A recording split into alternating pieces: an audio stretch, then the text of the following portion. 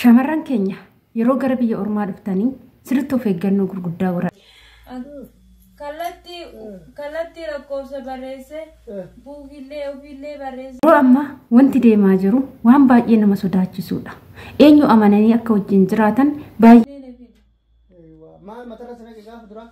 Ani beekuu hin dandeenye. Naan jedhe lakkoofsa obboleeyyan kiyyaa barreeffadhee deema yoo hin jedhe hin barreessinaan jedhe lakkoofsa sana. Hin barreessinaan jedhe. Luka ishee kana hidhameeti har'a kanas jirtu. Kun hundimmoo balaa ilma eechumaatiin. Kuno mucattiin tana hedduu tokko dhukkuba. Ashamee maqaa kee himadhu. Maqaa keenyuun. Ashama harka fuunee kabajamtootaa fi daawwattootaa hordoftoota keenya. Nageenyi koo kan jaalalaa fi kabajaa bakkaa fi lafa jirtanitti isiniif haa baay'atu. Anis obboleettiin keessan bakkaa fi lafan jirutti Waaqayyoof galannaa ga'u nagaa fayyaa kooti. Isinis akka nagaa fayyaa naaf taatan Waaqayyoorraa abdii guddaan qaba. Egaa ka viidiyoo narra qabadhee isinii dhufee waa'ee shamarran keenya dubbatamee kan hin dhumnedha. Mee viidiyoo kana xiqqoo dhaggeeffannee kan walitti deebinu ta'a. Kalatti lakkoofsa barreesse buufillee barreesse natti kenna. Waa'ee warra keenyaa beeku. Waa'ee warra keenyaa takka beeku. Waa'ee warra keenyaa takka dubbatu. Ummaan tee jirti? Birillee buukii isaati irratti ergee. La ummaan tee jirti? Ani beekuu hin dandeenye haadha xiyyeessa.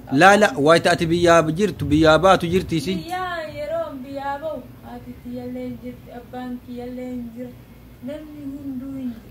Na jaarsi isheen biyya sanii eenyu? Hasawanni keessa eenyu ijoollee halkasoo keessa namni ati nama aalimaa yookaan nama beekaa wayii ka beektu jira nama aalima wayii eenyunni eenyu maqaan isaa nama sheekaa achi eenyu maqaan isaanii eenyu jedhama aalimni namni sheekaa namni isin salaachisu masgiida salaachisu eenyunni abbaa saadiqoo jedhama gosatti maalinni Saasamanyedha. Nama saasamanyee keessa isaanuma qofa beektaa? Hin beeka nama hunda waan hunda addunyaa guutuu hin beeku. Laakiin dawwalachuu hin danda'u waa'ee Itoophiyaa haasa'uu hin danda'u. Obboleeyyan ta'ee nuni maqaan isaanii? Obboleeyyan ta'e Kamaal, Saaduu, Saalii Abdallaa, Kadiir Abdallaa. Kaama sirrattu amalatti sinaqe kun eenyu maqaan isaa? Muhammad Nuur Muhammaa jedhama. Ilma Abbeerat jechuudha. Abbeerat jechuudha. Abbeerat. Abbeerat. Finfinnee si fide. Finfinnee na fide. Maal matarra sinaqe gaafa dura? Ani beekuu hin dandeenye. Bishaan immoo. Naan jedhe lakkoofsa obboleeyyan kiyyaa barreeffadhee deema yoo hin jedhe hin barreessinaan jedhe lakkoofsa. Hin barreessinaan jedhe lakkoofsa ofii barreessee lakkoofsa ofii barreessee. Viidiyoo daawwannee akkuma walitti deebine jechuudha. Obboleettiin keenya kun Aashaa Abdallaa Suudee jedhamti. Dhalattuu Alkasoo Aanaa Xiyyooti. Obboleettii keenya kun of hin beektu, maatii ishee hin beektu, fira ishee hin beektu, haadha ishee hin beektu, homaa tokko hin beektu jechuudha. Kana hundumaa gocha suukaneessaa kana kan irratti hojjete eenyu? Obboleettiin keenya kun erga biyyaa baatee waggaa tokko guutteerti. Aga waggaa kana maatii ishee hin dubbisne. Siruma itti naasofne bilbila isaanii hin qabdu. Egaa ka akkana ture. Obboleettiin keenya akkuma naafsinii biyya ormaa deemuuf kan kaate ilma echuma ishee wajjin gara Finfinnee dhufte. Yeroo gara Finfinnee dhuftu kana ilma echuma ishee kuni wajjin deema. Yeroo wajjin deemu waan ta'e bishaan wayii mataa irratti nanaqe jette. Erga bishaan san mataa irratti nanaqeeti mataan kiyyaa of na wallaalee nama sirriitti hin beeku jette yeruma sanu.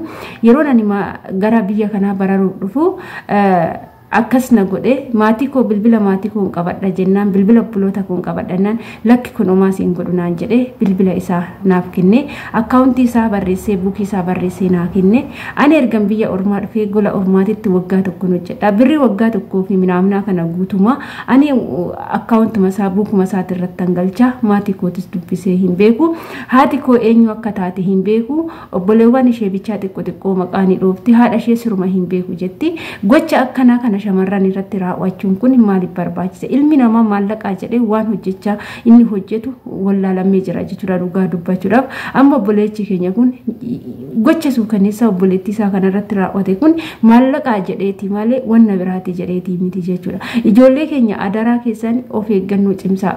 Yeroo biyya ormaa dhuftanillee kun ilma echuma kiyyaati, kun fira kiyyaa, kun ollaa kiyya jettanii wajjin hin deeminaa jechuudha. Yeroo ammaa yeroon namarraa fagaatan amma jechuudha. Yeroon isaa amma jechuudha. Yeroon nama amanuu dadhaban yeroon isaa amma jechuudha. Namni amanamaa hin jiru. Keessattuu qeerroon biyya keessa, dargaggeessi biyya keessa maallaqaa jedhee wanti inni hojjechaa jiru baay'ee waan nama jibbisiisuu fi nama asxaalla'uudha jechuudha. Kanaaf shamarran keenya nuti fayyaa keenya barbaanna waan ta'eef fayyaa keenya eeggachuuf immoo nama dhiira biyyaarraa fagaachuu qabna. Dhiirri biyyaa akkanattuu shamarran hedduu dadhabsiisee jira. Ollaaniidhaan janajjanee maallaqa nyaata.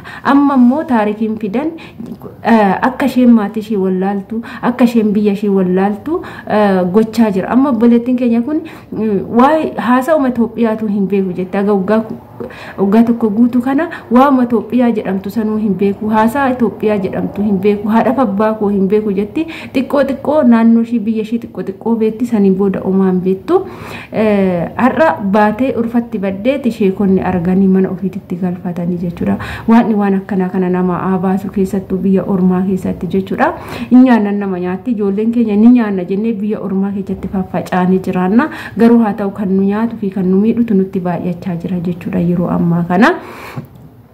Amma hojjetatanii bakka jiraachuu danda'anitti, fiiganii bakka jiraachuu danda'anitti, shamara irratti fayyadamanii shamara miidhanii maallaqa shamaraa nyaachuun kun maaliif barbaachise? Yoo dhugumaan nama taatan namoota akkanaa warroota shamarran akkanatti miidhanii adaraa keessa nuuf qabaa jechuu jaalanna nus asumarraanii. Maaliif jennaan wanta obboleettii keenyarra ga'e kun boru mataa keenyarra koruu waan danda'uuf har'a wantoota akkanaa kana sagalee ta'uu, warroota shamarran miidhan sagalee ta'uu, qoricha akkanaati warroota namatti deeman jechuudha. Biyyi keenya keessattuu baay'ee nama jibbisiisaa jira. Qeerroon amma hojjetatee nyaachuu osoo hin taane nama jalaa hatee shamarran jaanjissee attaallalee waan akkasiitiin qabeenya horachuu barbaada malee hojjedhee nama ta'ee tanan qabeenya argadha jechaa hin jiru jechuudha. Waan nama haa baasu kanallee sinin jedha obboloota kooyi obboleettii keenya immoo waaqayyoon si haa fayyisu. Abshirinni fayyitaa waaqayyoon fayyaa guututti si haa deebisu. Ati daa'imanii hojjetatta waggaan tokko miti atuyyuu dafteeti jechuudha. Kan isarratti naqaate maaliif jennaan waggaa lama waggaa sadii odoo hojjette inni maallaqa waggaa dheeraa nyaachuu barbaade garuu waggaan tokko miti obboleettiin keenya tun amma daa'imanii hojjetatti garuu gocha akkanaa raawwachuu gocha gara jabummaa gocha baay'ee fokkisaa kana raawwachuun baay'ee tokko. Keessattuu nama biyya tokko ta'anii nama lammii tokko ta'anii dhiiga fira ta'anii jechuudha. Ilma jechuuma ta'anii akkana ilma biraa ta'anii akkana raawwachuun kun maaliif barbaachise dhugaa rabbii dubbachuudhaaf baay'ee tokko nama jibbisiisa.